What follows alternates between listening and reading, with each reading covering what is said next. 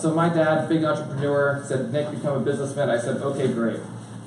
My life was set. We moved to Florida.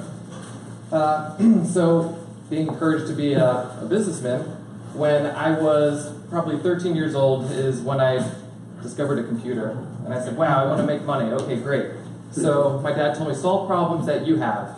That's pretty good advice, and it's something that people commonly do. And people in the business arena are successful when they can solve problems that everybody encounters. And that's what I understood leadership to be at the time. You see problems and you solve them, mostly for monetary gain. So first, I had a graduating class of 75 kids. There weren't that many people. So my number one problem, and I assumed everybody else's problem, was how do you become popular? I want more than 75 friends. I know all the kids in my class. So I had been tinkering around with computers my entire life. My dad always had the newest electronics. I would constantly break them and then fix them, and then he would yell at me and I would have to fix it or else I was even in more trouble.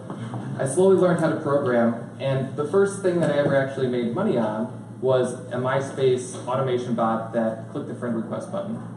So I had 50 friends on MySpace when it first came out. My ID, if you guys remember those days, was actually how you registered. So I was one of the first 10,000 people to register on MySpace. I was bleeding edge technology on my 56K modem. So being 13 years old, actually I'm sorry, I was 14 years old, I write this piece of software that it automates clicking the friend request button. I wake up the next day, I've got 600 friends. So all of a sudden at school, all my 65 classmates said, wow, you have 600 friends, you are so cool. I said, you know it. Then I realized, holy cow, this is somewhat of a practical application. If there's an issue where someone needs to be more popular, I was doing it 100% personal gain. I just wanted to be cool. But if you had a band or if you had some type of event that you wanted to gain publicity for, it really would benefit you to having a wide range of people that you could network with and deliver your message. So at 14, I said, you know what, I could actually wrap this up and put a little pretty GUI in front of it so that it's easy to use and put some techno music in the background so you felt like a hacker when you were clicking the buttons. And I put it on eBay for $500. I said, you know what, if I can sell one of these, I'm 14 years old, $500, I'm going to be rich. So the next day I woke up, I had sold a dozen of them. And I said, whoa, okay, now I'm really rich. I made over thousands of dollars. This is incredible. So then I realized at that moment, technology is how I want to move into the future because it's an enabler. It's how modern day builders become builders. We can be digital builders, taking blocks and moving them around without having to lift heavy concrete because that's not what I'm built for. I'm not a literal builder. So everything in my life at that point was driven by technology. And as I got older, MySpace got smarter and started preventing people from doing what I was doing. But I started to solve other problems. So what do when you have a bunch of money as a 14-year-old? You buy a ton of paintball guns. And you buy ATVs and dirt bikes. And you don't have to go to work with your dad anymore. And he says, get up, we're going to work. And I say, I'm good. He still made me go to work. So here are some of the different things that I had built growing up. These were O-ring kits that I said, wow, my paintball gun blows out O-rings all the time. The CO2 would break the seals, and all of a sudden I have to replace them. I'm paying $10 for an individual seal. I could do that. Boom. By 15, I had sold like $35,000 worth of O-ring kits. I'm thinking, wow, this is awesome. I'm being a leader. This is what leadership's all about. But it wasn't really. I was being individually successful, but that wasn't leadership. And I had that definition kind of construed at the time. Being successful in isolation isn't leadership, but it's easily confused as such. After that, I evolved into motocross racing because it's way more dangerous than paintball. So then every bolt started vibrating loose on my quad, and I said, okay, great. I have to buy a $50 bolt kit. What if I bought $5,000 worth of bolts, repackaged them, fixed my quad, and then I could fix 500 people's quads at the same time for that $50? And I started multiplying my money. That's great. 16 years old, I feel like I'm really being successful. This is the business life. I'm a quote-unquote leader. And then, hey, guess what? We have to move to Florida. And I had a girlfriend at the time who lived in New York, but her dad was in the military, and he was like a 3-star general. He was scary. So how are we going to stay together? She was moving to Lawton, Oklahoma. I'm living in New York, about to move to Florida. That's not conducive to a good relationship. let's start playing World of Warcraft so that we can stay together. This is a great idea. We both love computers. Fantastic.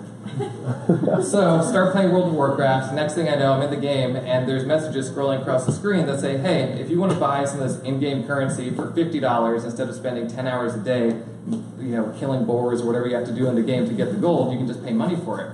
I said, holy cow, people are willing to pay real-world money for this in-game currency? I said, man, I bet you I could write a program to do that. Sure enough, from age 16 to about 20, that's what I did, and I was very successful at it. Not keeping the relationship with the girlfriend, but World of Warcraft founding, she was actually at a very deep level against it because I was quote-unquote ruining the game. That didn't last. So here I am, 18 years old, living in my parents' house. I have Blade servers in 2 different bedrooms. We've got a $600 a month electricity bill. I'm paying their mortgage. I feel like I'm successful. I'm going to school. Can kind of pretend to be whatever I want at that point because I don't want to tell people, I play video games, sort of, but it's way more complicated than that. And if you mention Warcraft to somebody, yeah. So at this point, I encountered my first real issue. And let's see if this slide, okay.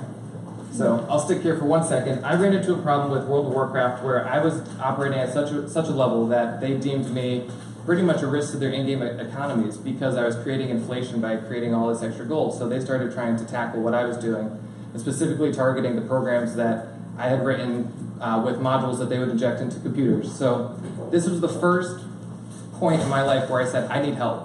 Everything else before I had done more or less by myself, and that limited the scope of my success. But I said, I'm not a great programmer, I need help.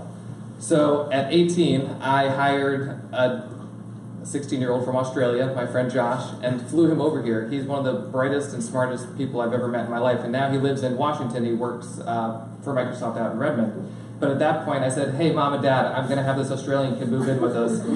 It's cool. He's really smart. He's going to be able to program the software that'll hide my software from World of Warcraft looking for me. And they said, whatever, you're paying the bills, that's fine. I said, all right. So at this point, everything's going great. And it's really when I make the switch in my mind that to be a great leader, you really need to work as hard as you can to enable them to be successful with you. There's one thing, you can whip people as hard as you want, you're not going to get the necessary response, and programmers are lazy, and we were young kids, so to really do well, I needed to be in there with him, programming, making mistakes, being involved. I couldn't just pay him X dollars a week because he wasn't there for the money. He was a programmer, he could make way more money doing side jobs, but he believed in this, and if I believed in it too, we could be mutually successful, and we were. And that huge point in my life where I said, holy cow, if I want to be a team leader and have people help me take it to the next level, we need to be enablers and make them better. And that's what a real leader does. He or she makes people around them better.